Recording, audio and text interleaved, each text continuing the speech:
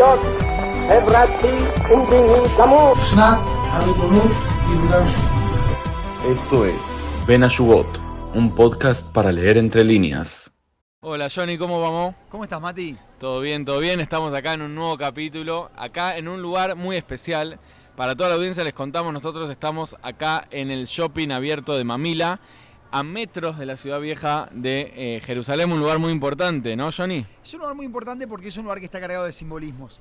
Me parece que Jerusalén es la capital, la ciudad vieja de Jerusalén, es la imagen que uno tiene de Israel, la imagen que uno tiene de Medio Oriente, y me parece que hoy vamos a hablar de cosas que están también muy cargadas de simbolismos, que nos muestran cómo en silencio, en las últimas 24 o 48 horas, Medio Oriente cambió. Está cambiando mucho Medio Oriente, que se da por esta gira de Donald Trump en esta región, pero vamos a empezar por lo más cercano a nosotros y probablemente lo más importante, que es la liberación de los secuestrados. El titular hoy es que Idan Alexander el día de ayer fue liberado tras esfuerzos estadounidenses de negociaciones directas con Hamás. Y yo digo esfuerzos estadounidenses porque fue una negociación directa entre Estados Unidos y Hamás con conocimiento de Israel, pero sin intervención de Israel. Y acá hay que decir algo, ¿no? Se abren dos cuestiones. La primera es cuál es el interés de Israel y cuál es el interés de Estados Unidos.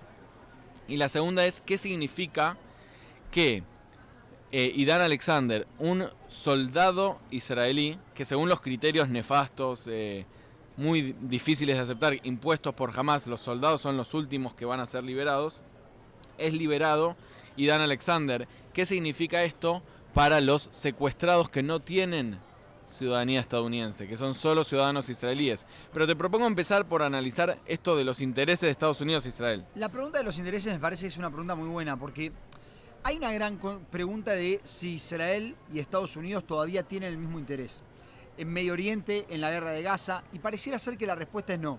Yo te voy a decir dónde yo lo veo muy ejemplificado esto. No es la primera vez que Estados Unidos negocia directamente con Hamás. La primera vez se dio hace, no me acuerdo, pero un par de meses, 2 meses capaz, cuando Adam Boehler estaba negociando directamente con Hamás en la liberación de Idan Alexander, el único... Adam Boehler, aclaramos para la audiencia, es el enviado especial de Donald Trump para la cuestión de los secuestrados. Exactamente. Y él estaba negociando la liberación de Idan Alexander, el único secuestrado vivo con ciudadanía norteamericana, aparte del israelí, y 4 cuerpos de 4 secuestrados que lamentablemente fallecieron, que también son norteamericanos, tienen ciudadanía norteamericana. Cuando esto salió, y creo que salió por un reporte de Axios, justamente esto explotó por todos lados. A Israel no le cayó bien esta situación, y no le cayó bien, de hecho, que Estados Unidos estuviera negociando con Hamás. Y a otro jugador que tampoco le cayó bien, y después vamos a hablar de esto, es a la autoridad palestina.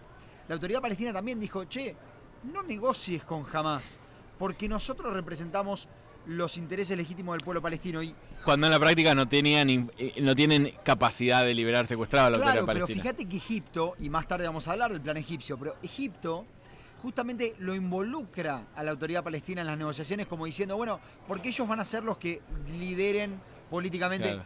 Y lo que ahora le da miedo a la autoridad palestina es, puede ser que Trump esté negociando con Hamás también el día después. Entonces, hay varias personas que miran con desconfianza esto. Entonces, Estados Unidos, ¿qué dijo? Bueno, no te preocupes, lo corremos a Boehler. Hasta donde nosotros sabíamos, Boehler dejó de ocuparse del tema. Una semana después hubo un reporte de que estaba participando en una conferencia en uno de los estados de Estados Unidos, que ahora no recuerdo, donde él presentaba la posición del gobierno respecto de los secuestrados norteamericanos en el mundo, algo que sorprendió pero no tanto. Y luego nos enteramos que si bien puede ser que el gobierno de Israel haya eliminado, haya logrado obstaculizar a la persona que estaba llevando a cabo esta negociación, no pudo eliminar el método. Los Estados Unidos, de la mano de Witkoff, nos terminamos enterando, siguieron negociando directamente con Hamás y lograron la liberación de uno de sus ciudadanos. Y recordemos acá, Israel, ¿qué dijo el 18 de marzo? Rompemos el alto al fuego porque vamos a conseguir un mejor acuerdo a través de la presión militar. Y en 2 meses, Estados Unidos logró liberar a un secuestrado. Nosotros decíamos antes que lo que gobierna la política de Donald Trump acá en Medio Oriente, pero en todos lados, es America First. Primero los intereses de seguridad o los intereses generales de Estados Unidos. Y Trump es una persona de negocios que, como buena persona de negocios, lo que va a hacer es cerrar acuerdos. Si vos no querés cerrar el acuerdo porque tenés siempre una excusa o tu condición, tu excusa, va a ir con los que sí van a cerrar acuerdos. Y en este sentido hay informes que dicen que el día de ayer, anteayer, perdón, Steve Witkoff es el enviado de Trump para Medio Oriente, se reúne con los familiares de secuestrados en Tel Aviv y dice: Israel al parecer quiere prolongar una guerra que ya no tiene más que lograr en esa guerra. Y en ese sentido creo que si ese informe es real, si eso fue lo que dijo Steve Witkoff, ahora entendemos mejor por qué Estados Unidos negocia directo con Hamas, al entender que, bueno, Israel no está dispuesto a terminar la guerra y nosotros nos preocupamos por el ciudadano estadounidense que tenemos que liberar. Mirá, acá hay un tema que es muy interesante. Netanyahu varias veces dijo que no había mejor amigo en la Casa Blanca para Israel que Trump. De hecho, Netanyahu a Biden lo ninguneaba, ¿no? Trataba de manipularlo para hacer lo que él quería. Biden también se dejaba manipular por Netanyahu, y hay que decirlo. Varias veces podría haber salido Biden a desplantar, a dejar a Netanyahu completamente plantado, y decidió no hacerlo por Israel, por su amistad con Netanyahu, por lo que sea, pero él decidió no hacerlo. Pero acá me parece que el punto central es que Estados Unidos lo que está viendo es que, como bien vos decías, si Israel no quiere terminar la guerra, le dice a Israel: mira, yo no te voy a obstaculizar lo que vos querés. Vos sos un país soberano. ¿Vos querés seguir la guerra? Tomá. ¿Querés armas? Toma armas. No te las voy a bloquear. No voy a hacer como Biden, que te decía: te retengo las armas, así venís, negociamos juntos cómo es la entrada a Rafah, y en base a esas negociaciones después coordinamos para ver qué hacemos. No. Trump te va a decir: puedes hacer lo que quieras, pero esperá, antes de hacerlo, déjame sacar mis cosas de allá. Vos tenés mi vaso, lo tenés ahí. Déjame que lo saco y vos seguís con tu juego. Yo no tengo ningún problema. Y esto es una especie de bendición-maldición para Israel. Porque Israel se encuentra con un gobierno que realmente lo apoya para seguir la guerra, pero en realidad no lo apoya, lo deja solo. Y hay que evaluar la diferencia entre lo que algunos decían era el abrazo de oso de Biden, ese abrazo que te abraza pero te daña, con el soltarte de... Cuando vos decís, aclaramos, te abraza pero te daña, es porque te abraza, te apoya, te da armas, pero también te condiciona cómo desarrollar tu guerra. Pero después está la otra política completamente distinta, que es la de Trump, donde te dice: andá, pero andá solo. Y me parece que eso lo vimos, Mati, con lo que pasó con los hutíes. Sí, y antes de ir a los hutíes me parece también importante aclarar algo que está pasando dentro de la sociedad israelí, que es esta situación de cuál es el mensaje que le da a Israel el hecho de que un soldado israelí haya sido liberado, vamos a decirlo directamente, por tener nacionalidad estadounidense. Vicky Cohen, que es la madre de uno de los secuestrados, hoy sube en X, la plataforma de Elon Musk, esto no es publicidad todavía, sube una foto de su hijo de 7 años y dice: mi hijo es israelí pero no es estadounidense, y al no ser estadounidense también debería ser liberado. Y acá quiero hacer una cuestión, que es: ¿cuál es el mensaje que Israel le da a la sociedad? ¿Qué? ¿Acaso conviene tener otro pasaporte? Acá hay algo que tiene que ver con la identidad judía. Nosotros siempre tenemos un pasaporte listo por si todo sale mal y tenemos que huir, escapar. Eso está muy metido dentro de nuestra identidad.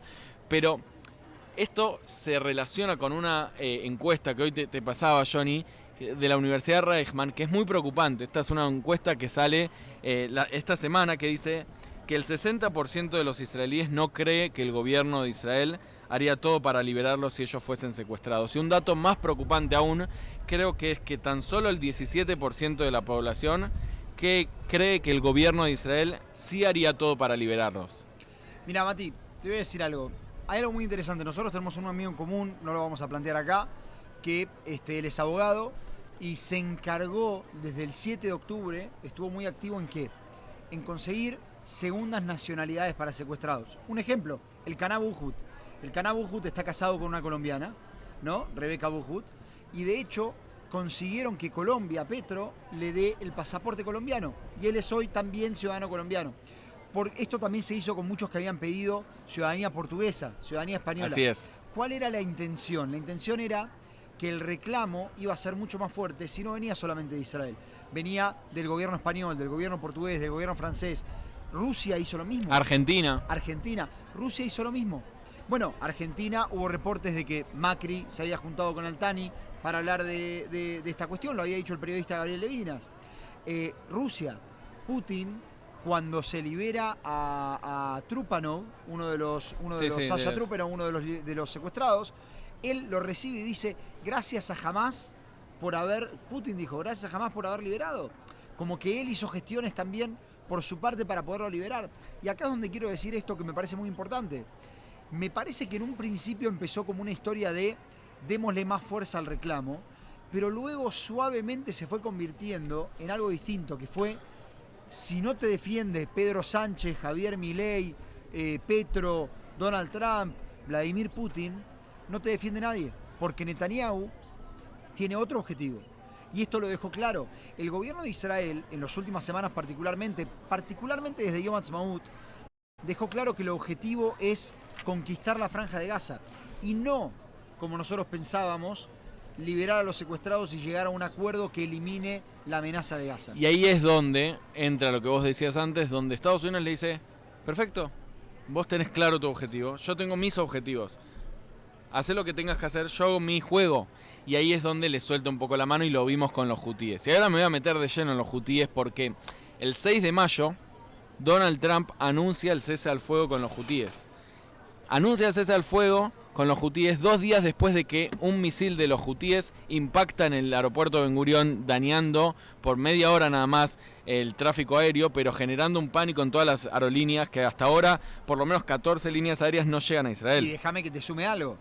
Lo hace 6 horas, 5 horas después de que Israel hiciera el ataque más grande a nivel histórico en territorio de Yemen.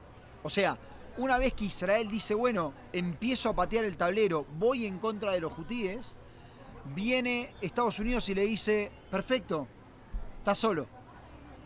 Lo que le dice es, yo voy a seguir mi juego, yo priorizo, en otras palabras lo que le está diciendo es yo priorizo directamente la libertad de las rutas marítimas por sobre tus intereses, Israel, porque yo sé que esta guerra va a prolongarse y no sé por cuánto tiempo más va a seguir esto. Y permíteme decirte algo, porque nosotros siempre lo vemos en modo en clave de Israel, Estados Unidos, pero a los británicos tampoco les informó Trump. Y los británicos están muy nerviosos con ese tema porque recordemos que los británicos junto con Estados Unidos son los que estaban bombardeando Judeida. Claro, para liberar el comercio. Y ahora, ¿qué es lo que dijo Estados Unidos? Acá quiero recordar, porque esto es muy importante para analizar, me parece, a nivel de lo que puede pasar en Gaza. Lo que dijo Estados Unidos, según un reporte del New York Times, fue: Trump había ordenado en 30 días conseguir resultados contra los hutíes. En el día 31 él pide un informe. De ese informe suben 2 cosas. La primera, los ataques contra los hutíes son altamente costosos y altamente inefectivos o bajamente efectivos. Y la segunda, si realmente queremos generar un cambio en Yemen, queremos sacar a los hutíes del juego, necesitamos una operación que va a durar de 8 a 10 meses. De hecho, Arabia Saudita también presenta inteligencia que hablaba de una operación de 1 año. Trump ve el costo de esta operación, Trump ve la poca eficacia de la operación y Trump ve que tiene que mandar tropas para hacer esto en Yemen, y entonces recibe la opinión de uno de sus asesores. ¿Quién es ese asesor? Steve Witkoff. Witkoff, unos días antes de que les llegue este informe a Donald Trump, recibe justamente una llamada de Oman. Y Oman le dice: ¿vos querés una rampa de salida? Yo te lo ofrezco. La rampa de salida es la siguiente: los hutíes van a dejar de atacar barcos americanos si ustedes dejan de atacar a los hutíes. Y esto para ustedes puede ser una rampa de salida. Trump recibe las 2 posturas. Entre paréntesis, ¿quién apoyaba la postura de ir a un acuerdo? Steve Witkoff. ¿Quién apoyaba la postura de no ir a un acuerdo? Mike Waltz. Mike Waltz, que después fue despedido. Entonces, de esta forma se toma la decisión. Hay que entender este trasfondo para entender lo que puede pasar después. Sí, y en este contexto, mientras nosotros estamos hablando acá, Trump está en Qatar, pero ayer estuvo en Arabia Saudita, donde en Arabia Saudita se empezó a cerrar un montón de acuerdos multimillonarios para inversiones en Estados Unidos. De nuevo, estos acuerdos ya no están supeditados a la normalización de Israel. Hay quienes hablan también de un posible acuerdo de desarrollo nuclear de Arabia Saudita, que no, de nuevo, no estaría relacionado con esto que en la política exterior de Estados Unidos siempre estaba vamos a relacionarnos con Arabia Saudita, pero frenemos un poco la mano para utilizar como carta de negociación la normalización con Israel, porque lo que tiene Estados Unidos en vista es el diseño de este Medio Oriente nuevo con Israel y Estados Unidos moderados en una coalición, al parecer, contra Irán. Pero no sé si están así ahora. Mira, acá hay cosas que están pasando que son muy interesantes. Primero, Estados Unidos tiene una política que empezó con el gobierno de Obama, entre paréntesis. La única política, creo que desde el gobierno de Obama, después el primer gobierno de Trump, gobierno de Biden y ahora gobierno de Trump se mantiene, que es lo que llama el pivot to Asia. Es girar hacia Asia. Lo que quiere hacer Estados Unidos hace muchos años es salir del Medio Oriente. Ahí se da una situación que era lo que vos decías antes, que es la diferencia entre Trump y Biden. Biden, ¿qué es lo que le decía a Netanyahu? No te metas, cometí los mismos errores metiéndome en Medio Oriente en guerras de guerrillas contra organizaciones terroristas en vez de hacer acuerdos políticos y nunca pude salir. Y ahora estoy tratando de hacer todo un lío para tratar de salir de ahí. Trump no te dice eso, te dice yo me voy, vos hacés lo que quieras. Ahora, ¿qué es lo que está pasando en el marco de este pivot to Asia? Estados Unidos quería generar un Israel y una Arabia Saudita potenciados, aliados, que pudieran hacerle frente a quien hace lío en la región, que es Irán. Ahora, ahí es donde tenemos que entender lo que está pasando en Gaza. Ahí es donde tenemos que entender lo que pasó con Idan Alexander. Y Tamar Eichner, un periodista justamente de Yediot Ahronot, decía, jamás le dio a Trump, a Estados Unidos, a Idan Alexander a cambio de nada, como una especie de inversión. ¿Qué es lo que busca Hamás? Lo que busca Hamás es que Trump ahora presione a Netanyahu para terminar la guerra, no a Hamás. Y fíjate con lo que se encontró Trump cuando llegó a Arabia Saudita. Trump estuvo en un foro en el cual justamente estuvieron reunidos todos los líderes de grandes países árabes. Estoy hablando de Omán, de Arabia Saudita, de Emiratos, pero también estoy hablando, por ejemplo, de Erdogan, presidente de Turquía. Estoy hablando de Ahmad al-Shara, nuevo mandatario. El que hace 2 minutos era un terrorista buscado por Estados Unidos. Buscado por Estados Unidos. Y ahí se encuentra Trump con que el representante de Omán, ¿qué dice? Llamamos al final de la guerra en Gaza, a la vuelta de todos los secuestrados israelíes y la liberación de todos los prisioneros, porque ellos los llaman prisioneros palestinos. No nos quedemos con la retórica. Omán está diciendo, llamamos al final de la guerra y a la vuelta de todos los secuestrados. Trump dice ahí, todo Estado civilizado tiene que condenar el 7 de octubre y lo aplauden de pie. Aplauden de pie. Está el video. Arabia Saudita le está diciendo, yo quiero normalizar las relaciones con Israel. Jamás le entrega a Trump también un secuestrado y le dice, yo quiero negociar. Porque jamás, porque ahí sí hay que decir algo. Ahí sí hay que decir algo. O sea, en todo lo anterior te lo acepto, en jamás te voy a decir, la presión militar los tiene acorralados. No sé si la presión militar los tiene acorralados. Yo no sé hasta dónde jamás no diría, ¿saben qué? Quieren aumentar la presión militar. Nosotros morimos acá con los secuestrados. Y empezarían a matar. No estoy seguro, porque creo que al final del día, lamentablemente más a nivel internacional que a nivel local, la carta de los secuestrados es demasiado fuerte como para dejarlos morir por la presión militar. Y no creo que nadie, particularmente Estados Unidos, le dé cuerda floja a una operación como la de Carruajes de Guidón durante un proceso largo, un tan largo tiempo. Pero lo que digo es la percepción con la que llega. Y Qatar, no me puedo olvidar de Qatar. Qatar diciéndole, tenemos que negociar. La percepción con la que se va justamente Siria diciéndole, tenemos que entrar en los acuerdos de Abraham. La percepción que recibe Trump cuando llega a Riyadh, una percepción por parte creada, claro, pero por parte también real, hay de todo, es, acá hay un grupo de gente que quiere negociar y el que no quiere negociar es Israel. Y creo que eso es lo que explica esta llamada que después tuvo Witkoff con Netanyahu, volviendo a Alexander, sí, donde Idan Alexander habla con Netanyahu y luego habla Witkoff y cierra la conversación diciéndole, primer ministro, gracias por dejarnos negociar. Casi como diciéndole, gracias por no molestar. Sí, y ahí volvemos al punto con el que arrancamos, pero que me parece trascendental. Nosotros estamos en una guerra hace 19 meses y sabemos que siempre jamás para liberar secuestrados exigió algo. Ya sea ayuda humanitaria, que las tropas de Israel se vayan, terroristas palestinos que sean liberados, siempre exigió algo a cambio. En este caso, no está claro el retorno. ¿Qué es lo que dio Estados Unidos o Israel para que liberan a Idan Alexander? Y no es una carta menor, es un soldado que era, como ya explicamos, de los más caros. Y quizás, pregunto yo, Johnny, es si no estamos viendo el retorno, ¿no será Israel el retorno? ¿A qué me refiero con esto? ¿No será que Israel está quedando solo en este tablero tan complejo de Medio Oriente, donde Estados Unidos le está diciendo, haz lo que quieras, yo me voy con los que sí quieren avanzar en acuerdos, ya sea Arabia Saudita con acuerdos comerciales, ya sea Qatar con el avión Palacio volador que le regalaron, ya sea los hutíes y afuera Israel? Bueno, me parece que jamás lo que hizo fue demostrar, no sé si crear, pero demostrar que la ruptura entre Estados Unidos e Israel es una ruptura real. No es dramática, no significa que Israel sea un Estado enemigo, pero demostrar que la ruptura es real. Y hubo otro hecho de esta semana que lo demostró también. Como decíamos recién, ¿a quién recibió Trump? A Ahmad Ayara, el nuevo líder, el nuevo mandatario sirio.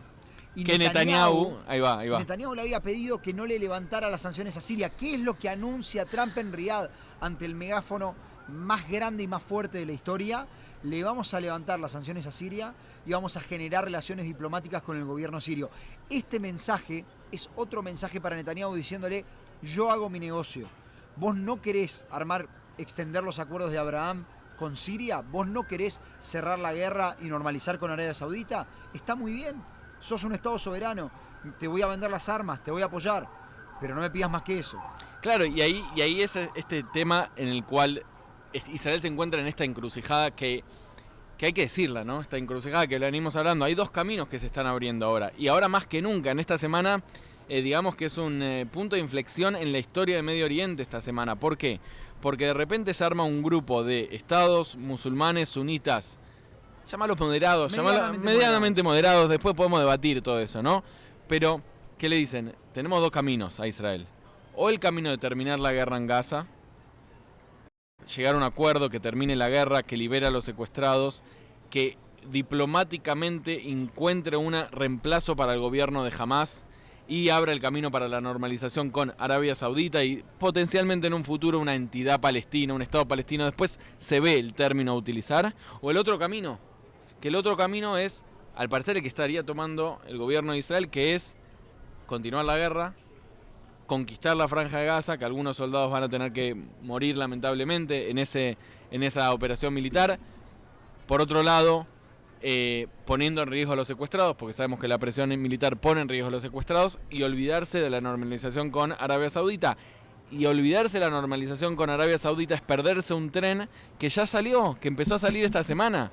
Porque todo esto que estamos hablando de la gira de Trump, donde Arabia Saudita va para un lugar, los hutíes parecería ser que, bueno, están más tranquilos porque se llegaron un cese al fuego con Trump. Qatar de repente le regala un avión a Trump y al parecer son mejores amigos. Y vos te estás perdiendo este tren porque tenés los ojos puestos en Gaza y el mundo o Medio Oriente está viendo la foto más grande, ¿no? El mundo me parece que ya le dejó claro a Israel que la guerra de Gaza tiene que terminar. No está muy claro por qué Israel quiere seguir la guerra. Creo que no hay un motivo real de seguridad para seguir la guerra. Creo que hay muchas rampas de salida que pueden garantizar la seguridad. Perdón, en ese sentido te van a decir, no, pará, toda vez que Hamás siga gobernando en la Franja de Gaza, hay un motivo de seguridad. Pero la pregunta ahí que se está debatiendo... En el Líbano se tomó otra decisión. En el Líbano se confió en el gobernante, que entre paréntesis era igual o más inestable de lo que hubiera sido un gobierno de tecnócratas como lo propone Egipto en Gaza, pero se lo llenó de legitimidad, se lo fortaleció y se está buscando que sea el gobierno el que elimina a las milicias de Hezbollah, que cuando no lo puede hacer o cuando la amenaza es inminente, le permite a Israel actuar. En el Líbano se llegó a un acuerdo, interesantemente, en un lugar donde no había secuestrados. Pero ¿sabes lo que pasa? Alguna vez te lo he comentado esto.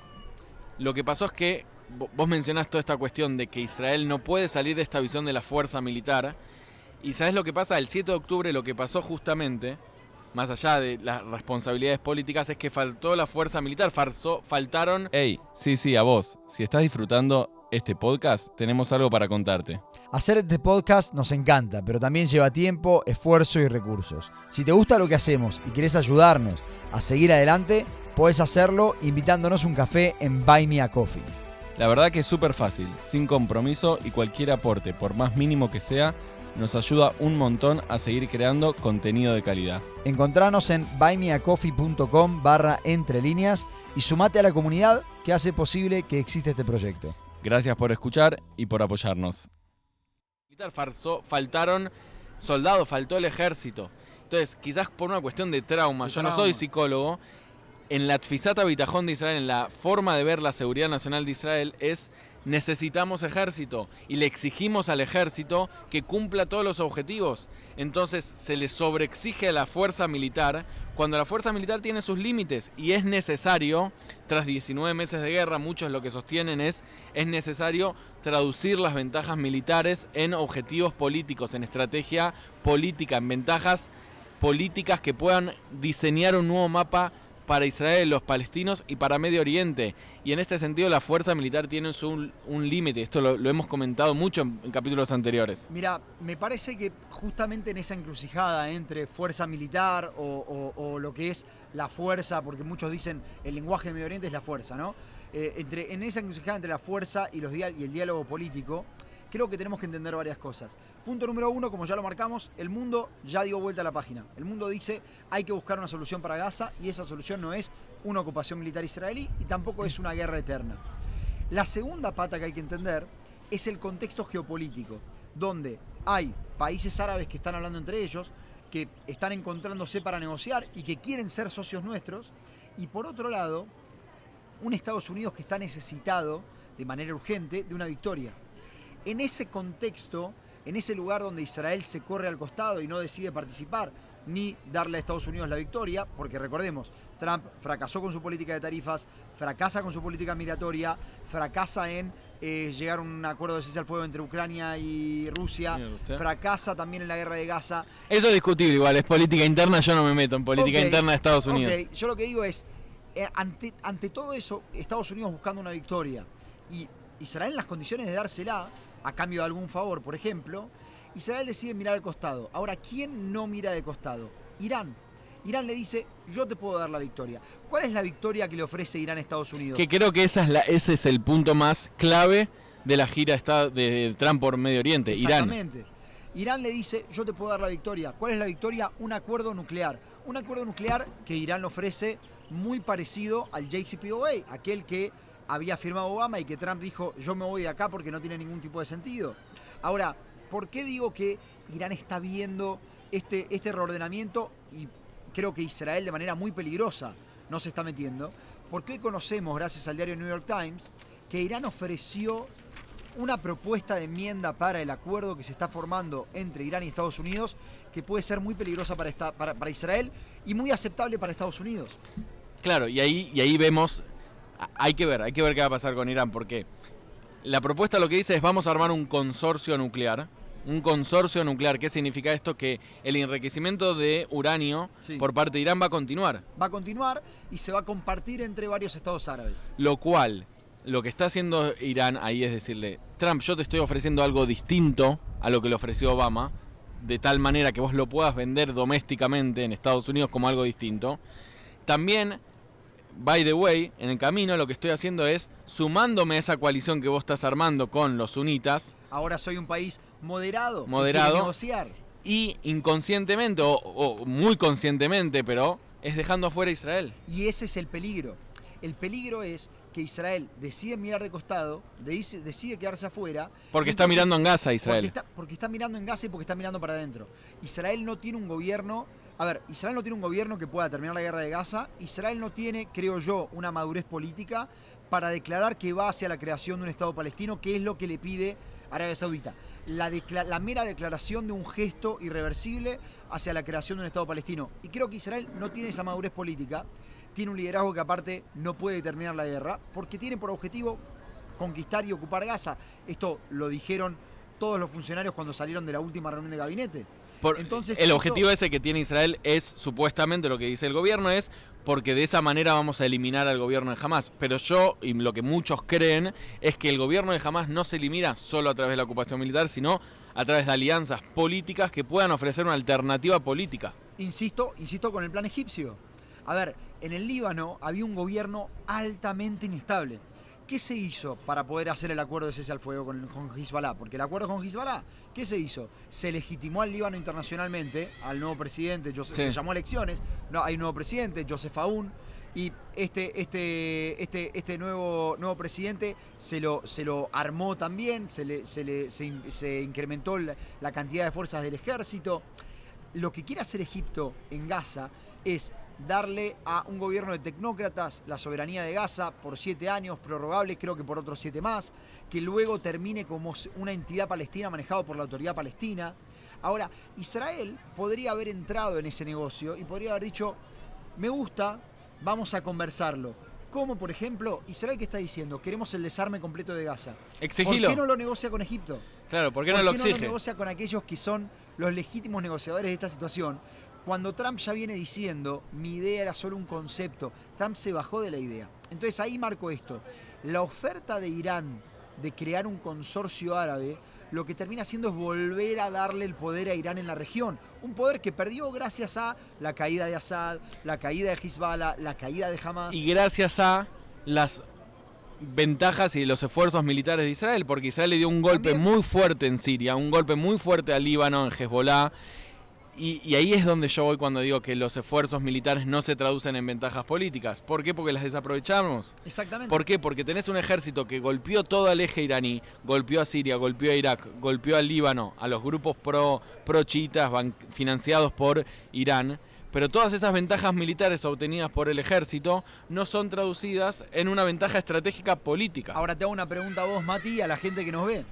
¿Qué pasa si de repente Irán puede firmar un acuerdo con este consorcio de enriquecimiento de uranio entre países árabes e Israel no tiene un acuerdo de defensa con Arabia Saudita, con Jordania, con Egipto, con los Emiratos Árabes, que le haga funcionar aquello que funcionó, por ejemplo, el 14 de abril cuando nos atacó Irán? ¿Qué puede pasar en 20 años cuando cambien los gobiernos, cuando cambien los gobernantes y los países árabes sean una potencia nuclear o estén compartiendo tecnología nuclear e Israel no esté en un acuerdo de defensa con la mayoría de ellos? Por eso creo que esta semana es una semana histórica que está planteando un nuevo Medio Oriente y el camino es muy claro, ¿vas a sumarte o te vas a quedar afuera? Y al parecer Israel no está siendo parte de ese juego y eso es lo que debería preocuparnos a todos, porque esa es la foto más grande que tenemos que ver. Y eso es lo que Trump dejó claro en esta visita. Él no visita Israel, él se junta con Ayara a pesar de que y le anuncia levantamiento de sanciones a pesar de que Netanyahu le pide que no. Él habla con Irán a pesar de que Netanyahu expresamente le dijo que él no está interesado en que Estados Unidos tenga un acuerdo nuclear con Irán y está muy cerca de firmarlo. Él se encuentra en Doha en este momento, mientras nosotros estamos hablando, donde también se encuentran quienes, Witkoff, los negociadores y familiares de secuestrados. Que ojalá lleguen a un acuerdo. Que ojalá lleguen a un acuerdo, pero la presión más grande es que Donald Trump en persona está ahí en este momento y es la primera vez que se da durante las negociaciones. Biden nunca participó de las negociaciones. Es la primera vez que se da que están en el mismo país, que están en el mismo lugar. Y así las cosas, permitime decirlo, que si se llega a un acuerdo hoy, mientras nosotros estamos hablando, 15 de mayo, hoy es 14 de mayo, a las 6:30 en Israel. 6:47. 6:47, es importante decirlo porque cuando salga puede cambiar la situación.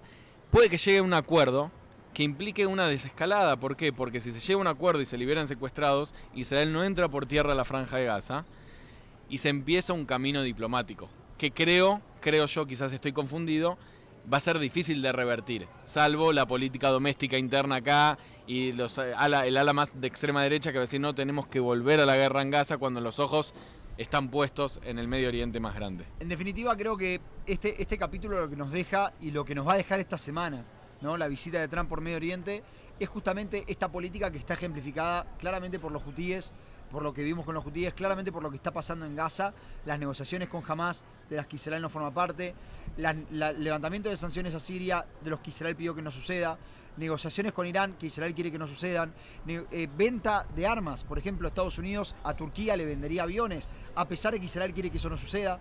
Entonces, me parece que lo que estamos viendo y lo que va a dejar esta semana es justamente a Israel en un punto crítico, donde tiene que decidir.